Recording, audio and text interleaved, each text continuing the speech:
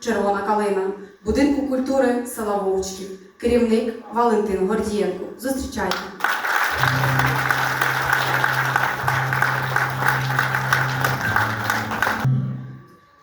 Вітаємо всіх, хто зібрався сьогодні в цьому залі. Саме сьогодні ми маємо таку можливість привітати людей, в чиїх руках народжується хліб. Тих, хто вкладає душу в кожен колосок. Фермери не просто вирощують врожай. Вони, як і наші захисники, тримають на плечах майбутнє України. Ще вродить жито, визріє овес, ще прийде мир, здобутий в перемогах. І тільки душі до святих небес полетять птахом до самого Бога.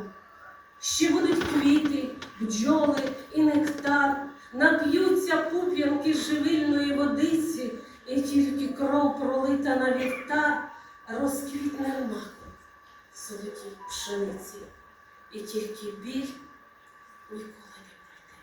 За тихий рай дитячого спокою і чисте, мирне небо голубе загоїть рани, та не нам з тобою. І буде Київ вічний і новий, повстане все, що в попелі згоріло, спечеться хліб, святий і запашний. І Бог воздасть за все, що наболіло. Я молюся за тебе, Україна моя.